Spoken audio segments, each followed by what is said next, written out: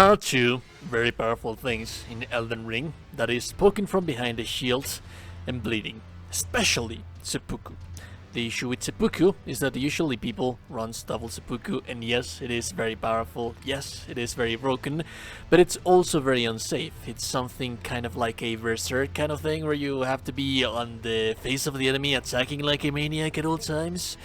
What if you could have, for example, both worlds, both of the best worlds in just one single build, that is, poking from behind a shield, and also, at the same time, have huge amounts of bleeding.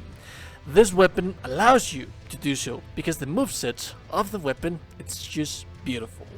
It's a spear, but I'd say that it's a new type of spear. I wouldn't say that it's a new weapon type. It's a new moveset for this spear that you have right here, and I am in love with it. You can... the damage, it's just rather bad. The damage in this thing, it's just trash. It is utter trash, it's not going to be that amazing. Although if you build it for towards dexterity, that could be a little bit better, because this spear can have like S scaling and dexterity once you add a keen affinity to it. That being said, because of how fast it attacks, we're building it towards bleeding. Also, if you're a mage and you want to deal cold damage, this is also an excellent option to build a cold mage that is going to be building cold status ailments really fast, because then again, the weapon is very fast attacking. In 2 inputs of the light attack, the lance, the spear, is going to do 5 attacks, which is nice, especially if you have a status ailments onto the weapon. I'd say that this is a perfect weapon for guarding from having a defensive stance, blocking, poking from behind a shield, but also inflicting status ailments into the enemies. It's a very versatile and very safe build to play, also very powerful with huge damage output thanks to the bleeding. Our build is pretty straightforward right here. We want to reach the cap at Arcane. Remember that the cap at Arcane happens at 55.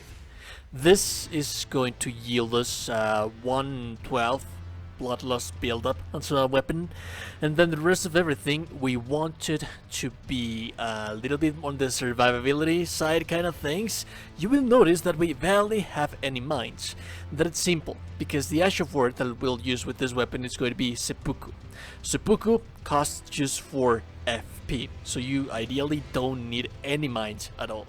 That leaves you room to place some points into dexterity, because the blood spear that we'll be using right here, it has a B scaling in dexterity. The damage is still not going to be that amazing, but then again, it's a very fast attacking weapon. You need to have lots and lots of status build up right here in this weapon. You don't need to have that much damage, but a little bit of a extra damage right here, it's just useless to place more points into Arcane beyond 55, because it doesn't scale that well at all. It has a D scale in Arcane, and you're barely going to notice any difference. So you reach your vigor at 60, the weapon is not heavy at all. It weighs 3 kilos, so you don't need that much endurance either.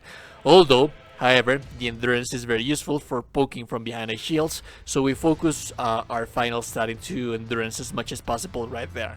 Ways to improve this build if you're a higher level character: raise points into endurance, dexterity, and arcane. Don't touch mines, because then again, you're not going to be using mines at all for this build. Something very interesting about this build is that at this point, right now, you have more than enough endurance, and your gear doesn't equip that much, so you can be using very heavy armor. Like for example, I have right here my Oath Seeker Knight armor. I'm not using any kind of weight talisman. I'm still using the gauntlets and Griefs of Solitude. I have nice poise beyond the 51 thresholds, but I also have a little bit more defense, because I'm still going to be medium rolling. The shield, the staple of the channel, but this is especially useful right here with this build, because we don't have strength at all. So this one has a strength requirement for 10, and it has a very nice Gavus for such a low strength requirement, and it doesn't weigh that much. As for the spear, we're using the Swift Spear, Swift Spear.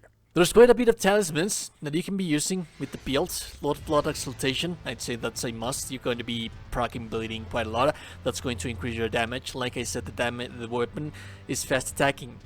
So Millicent Prosthesis gives you a boost into 5 into dexterity, so ideally we have actually 50 dexterity. This increases your native damage of your weapon and also increases the damage anytime that you're dealing your very fast attacking attacks with your spear.